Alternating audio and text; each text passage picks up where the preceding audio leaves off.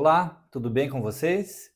Sejam bem-vindos ao nosso programa número 60 deste estudo Refletindo Kardec, que trazemos sempre com o apoio e divulgação da Sociedade Espírita Francisco de Assis, de Amparo aos Necessitados, a CEFAM, aqui da nossa cidade de Ponta Grossa. Neste estudo número 60, nós vamos recorrer à questão 208 do Livro dos Espíritos, no capítulo 4, em que Kardec vai falar sobre a pluralidade das existências, e fará aos espíritos uma pergunta relacionada ao tema que nós propusemos na semana passada. Se há uma diferença na responsabilidade dos pais e das mães, ou seja, o espírito que reencarna num corpo masculino e que virá então a ser pai, exercer a tarefa de pai enquanto encarnado. Ele tem uma responsabilidade diferente do espírito que vem a reencarnar num corpo feminino para exercer a maternidade? Haveria entre esses espíritos alguma diferença na responsabilidade? E até mesmo no caso de êxito ou de fracasso, teria alguma diferença em relação ao aproveitamento do espírito? Então, questão 208, Allan Kardec pergunta assim aos espíritos: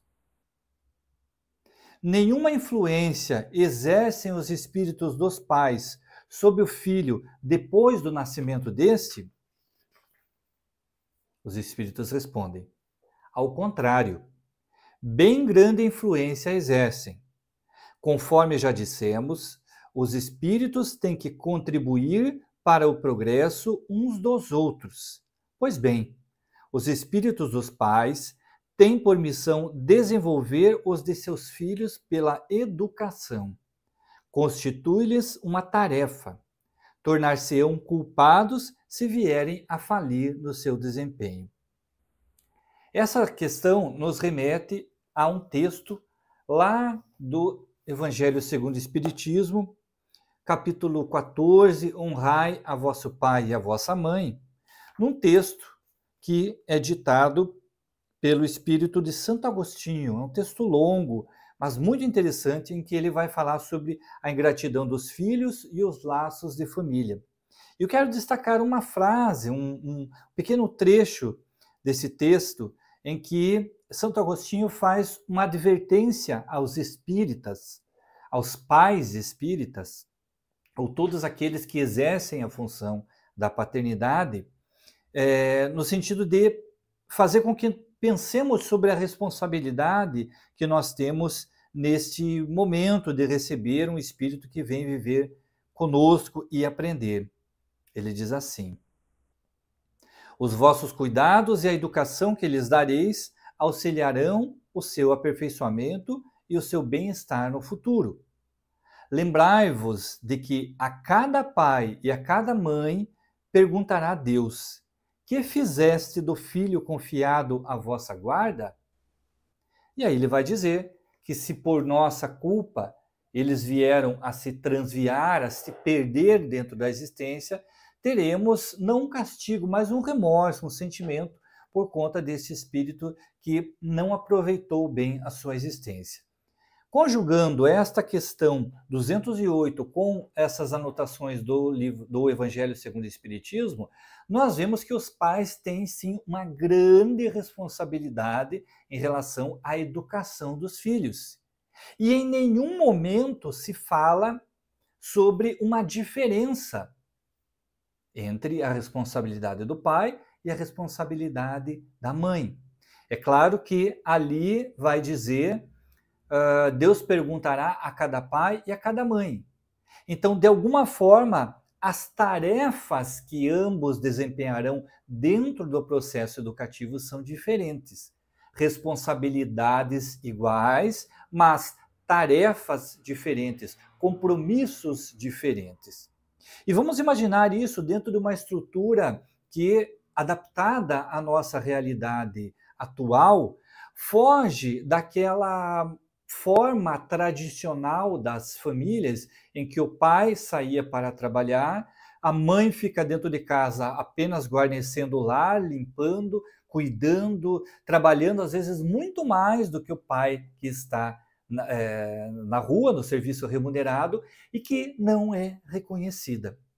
Então, num passado, se diria que o pai tem a função de trazer o alimento, manter a família. A mãe tem a função de cuidar do lar e educar os filhos.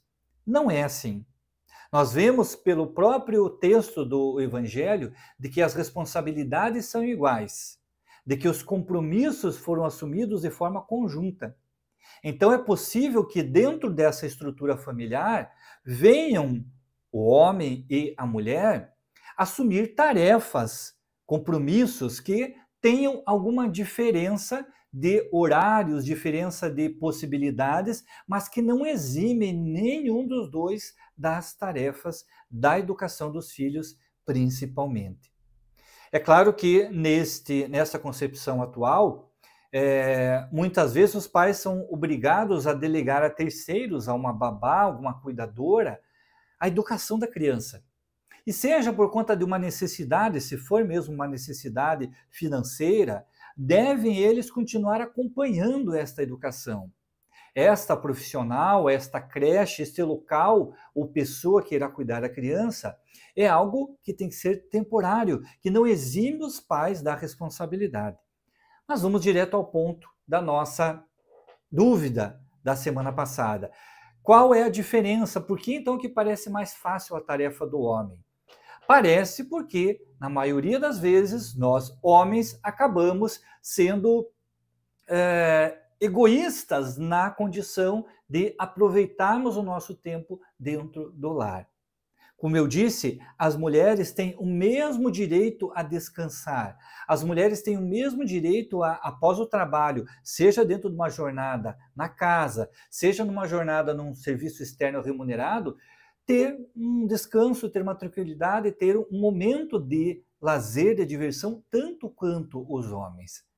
Mas dentro desse formato tradicional, que a sociedade vem nos impondo muitas vezes, cabe à mulher a tarefa do banho do filho, da educação, do auxiliar nas tarefas da escola. E são esses paradigmas que nós, enquanto espíritas, precisamos compreender a tarefa de cada um e mudar. Como eu disse semana passada, os comentários de que é mais fácil ser homem do que ser mulher, ser pai do que ser mãe, não podem subsistir numa sociedade em que se pretende a igualdade. Se a mãe prefere ter um contato maior com o filho, ok, enquanto o pai vai realizar outras atividades, tem que haver um entendimento. Mas, de maneira geral, ambos têm que exercer a tarefa de educação. E cabe a esses pais, dentro desse processo educativo, observar duas linhas de educação em relação aos filhos que têm que ser desenvolvidas ou pelo pai, ou pela mãe, ou por ambos. A primeira delas é a educação religiosa. A educação no sentido de fazer com que esse filho compreenda que nós não estamos aqui por uma mera experiência, uma mera fatalidade, que existe um Deus que cuida de todos nós, que organiza a nossa vida, que é bom e justo, e esta educação religiosa precisa existir dentro do lar, independente dos segmentos religiosos que a família venha a adotar. O segundo ponto de educação é a educação no sentido da honestidade, o sentido da porta para fora. Como é que o filho vai se comportar da porta para fora? Honestidade, o companheirismo, o auxílio ao próximo, a compreensão. Esses valores que estão relacionados ao mundo externo, ao convívio com as demais pessoas que não o núcleo familiar, também precisam ser passados, que outrora eram passados pelo pai.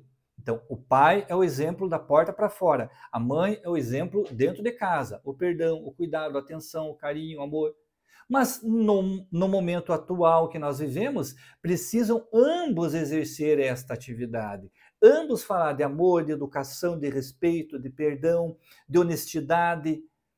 E essa educação conjunta fará com que no futuro a opção pela encarnação num corpo masculino ou num corpo feminino seja não relacionada a ter menos responsabilidades.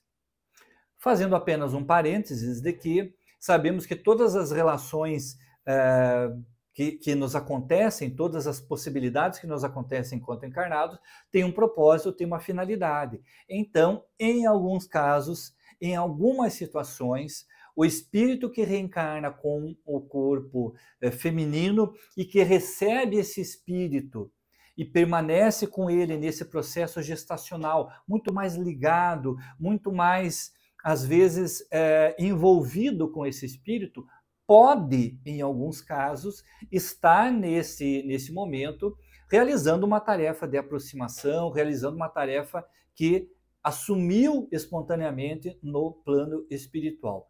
Via de regra, são diferenças de competências, se é que se pode assim dizer. Cada um tem a responsabilidade. O fato da mãe estar carregando o filho em formação não exime o pai de qualquer cuidado.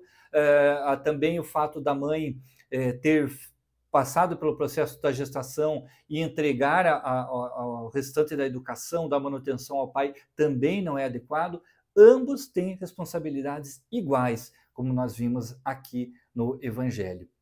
O fato é que tudo isso precisa ser implantado dentro da nossa sociedade. E nós que estudamos a doutrina temos que mudar esse comportamento.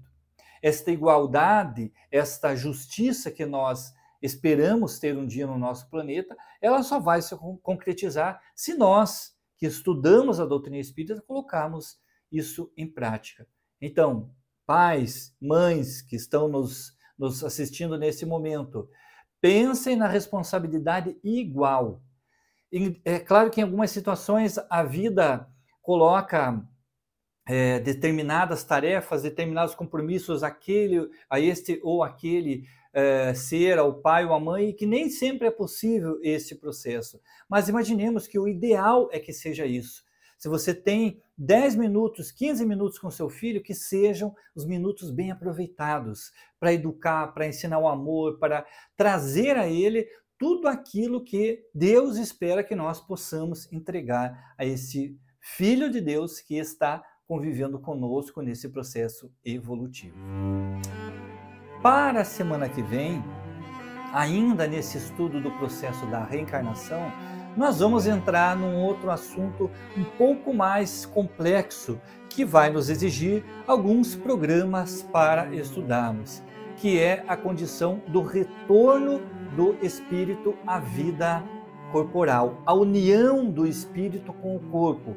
E aí, observando os aspectos do aborto, os aspectos da formação do corpo físico e todos os desdobramentos dessa passagem, desse momento em que o espírito retorna à vida física. Convido você para estar conosco na próxima sexta-feira em mais um programa desse nosso estudo Refletindo Kardec, para que juntos possamos aprender e colocar em prática tudo aquilo que a doutrina espírita nos permite compreender dentro desse nosso processo evolutivo. Uma ótima semana, que Jesus abençoe o seu lar e nos encontramos aqui na próxima sexta-feira. Tchau!